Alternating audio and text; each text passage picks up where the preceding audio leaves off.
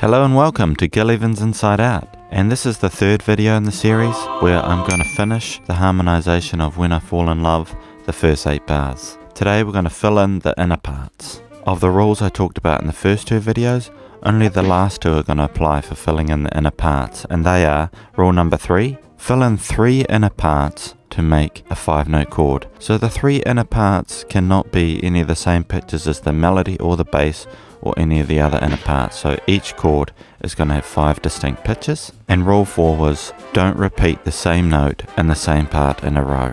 So a couple of guidelines for filling inner parts would be, 1, you want to place the 3rd and the 7th in a good place in the chord so that the chord has a nice stability and function. Now not every chord will have a 3rd and 7th, but a lot of them will. And the second guideline is just watch the spacing.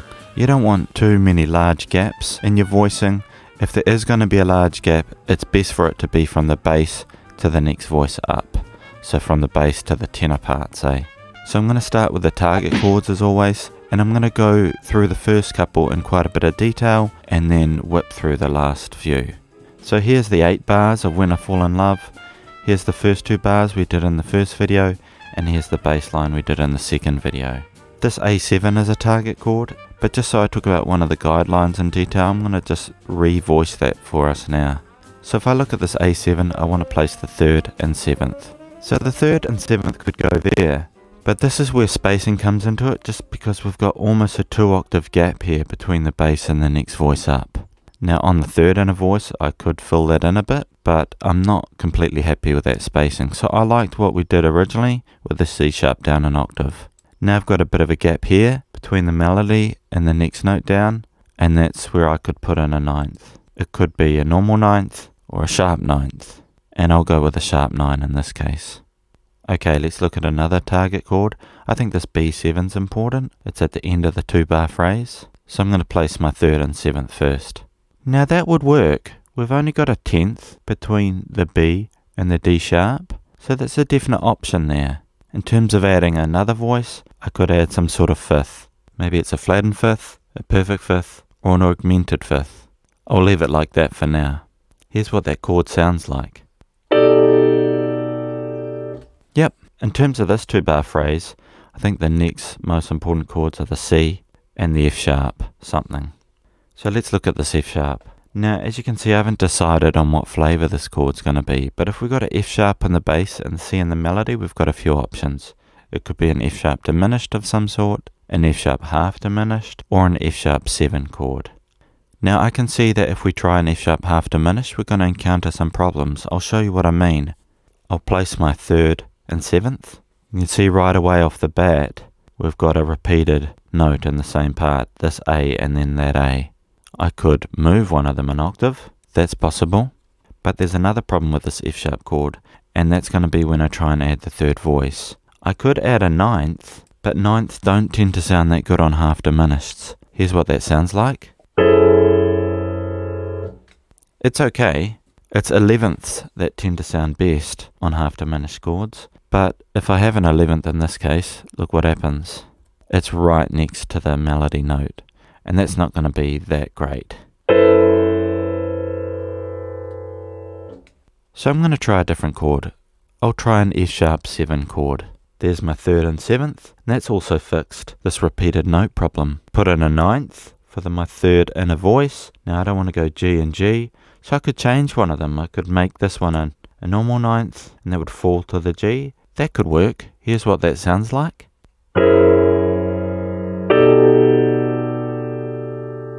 That's okay. For this F sharp though, I've now only got a 2nd between the melody and the next voice down. That's okay, especially in this instance as it resolves, but maybe there's a nicer voicing. What if I try this down the octave? And I'll do the same for the 7th on the B7 chord. That looks like a nice spread to me now. It also gives me lots of options in terms of the extra note. This could be a flat 9, a normal 9th, or a sharp 9. I'm going to try that. So we've got an F sharp, 7 flat 5 sharp 9 chord, going to a B7 augmented sharp 9.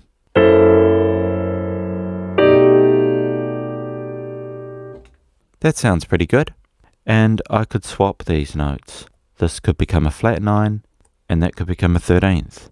In terms of little changes like that, I might adjust them at the end. Here's what that sounds like though.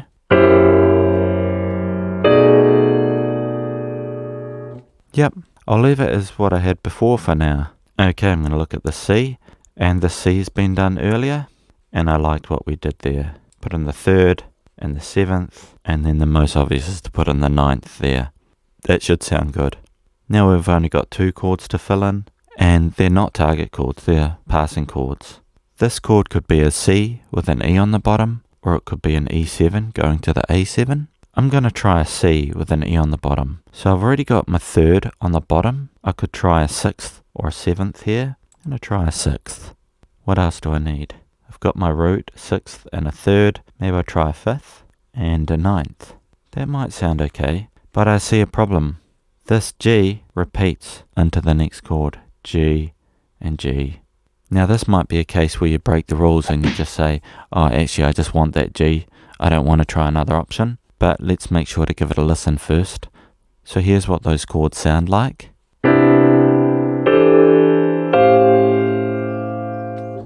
It's okay. I think that passing chord could be improved. I'm going to try it as an E7.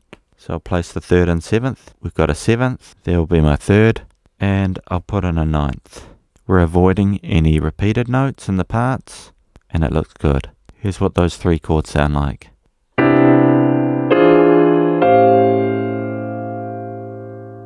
I think that sounds better. It sounds more interesting and has more momentum. Okay, that leaves this chord, and we've done this one before. It's the 7th, 3rd, and the 13th. So notice the spacing is pretty good, and the 3rd and 7th are in a good spot. Now just a note about the 3 inner voices here. If this was for a big band, you'd probably be filling in more voices, but there would be doubling. But just for the purposes of this video, we're just going to go with 3 inner voices. It's just sort of a good exercise and a good way to figure out what chord you want to use. And you also might have a smaller ensemble. Here's what those 2 bars sound like.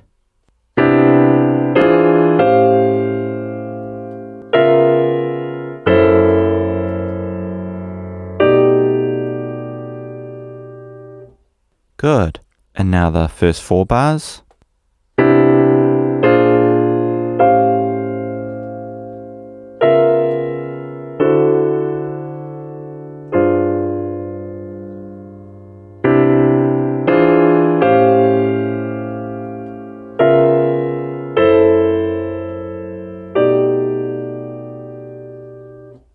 Excellent.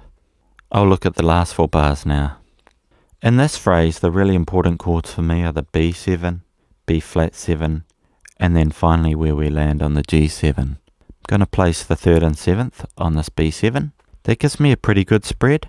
I do have the option of moving the D sharp up an octave here, but I think this one's a little more solid. And that gives me an option of a flat 9, a normal 9th, or a sharpened 9th.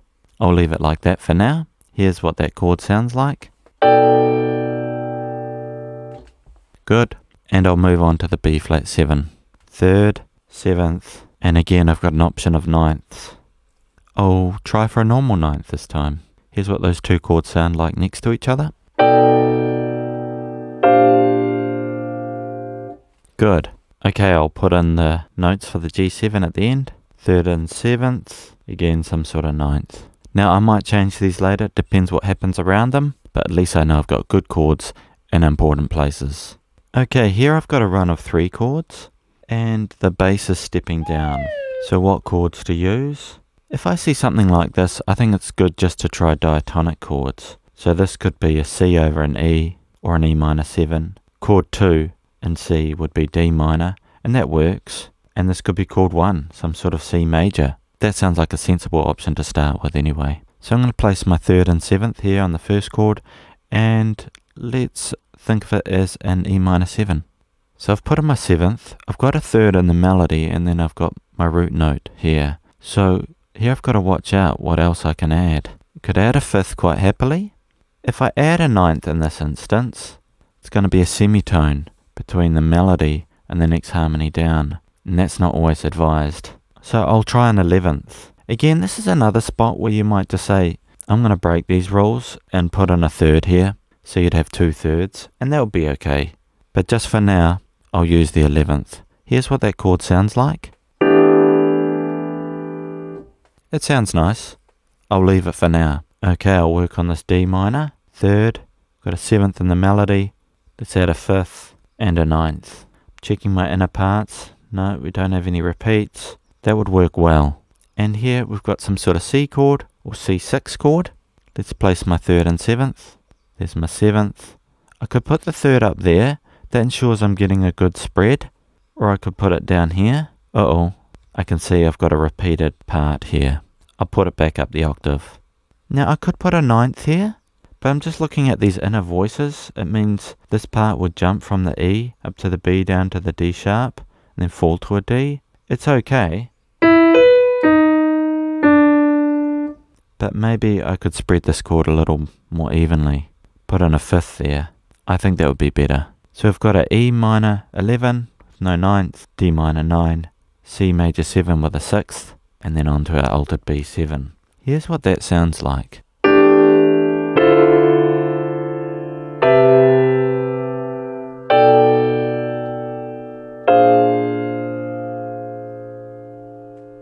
Yeah, that sounds pretty good. Again, in instances like this C, you could choose what flavour of chord you want that to be. Maybe you want a bit more tension or chromaticism, and you could make it a dominant chord. So that would now be a C13, no 9th.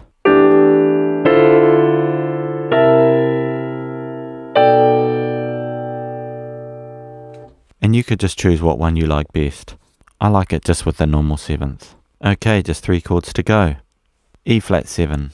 Place my 3rd and 7th. And then I've got an extra note option. Here's where I wouldn't think about a 9th. See how my spacing's gone a bit out, my voice leading? I like to put something up here. We could have a 5th, augmented 5th. 13th is common on a chord like this, although it would give me a repeated note. Now in an instance like this, if you say you really wanted that note, you could change this one on the B flat 7. It's okay to go back and change things. For now, I'll try an augmented 5th. Okay, I'm going to move on to the A minor 7. I'll place my 3rd and my 7th. What else could I add? I could add a 9th, or maybe an 11th like before. I like the idea of putting a 9th in here, but I've got a wee problem with this repeated B. This could be an instance where I change this B. And again, you just use your ear here to decide these little things. But I see I've got another problem, this repeated G. This sometimes happens when you get root notes a tritone apart. Well, I could change the 7th on this A minor 7. What if I made it a 6th? That would be an interesting chord. Let's see what it sounds like.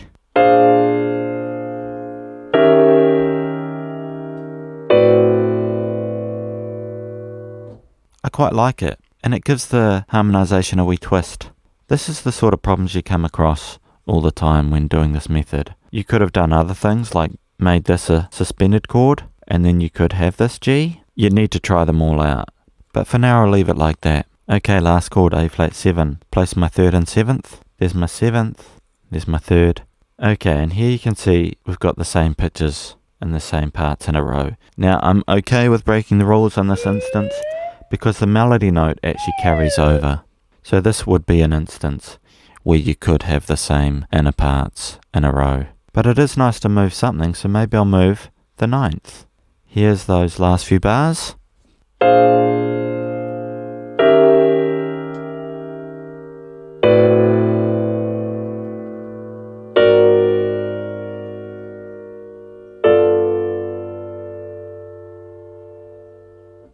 Yeah, that sounds pretty good.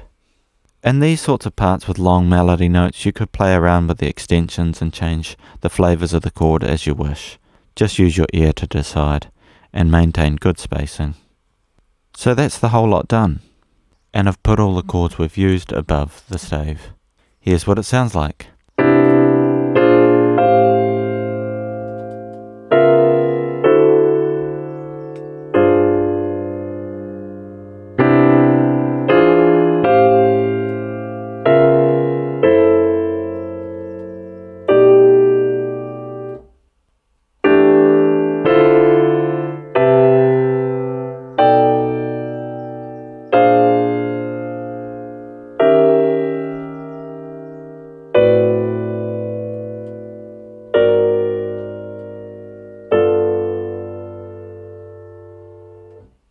What do you think? Let me know in the comments. And write down in the comments if you thought a different chord sounded better. Thanks!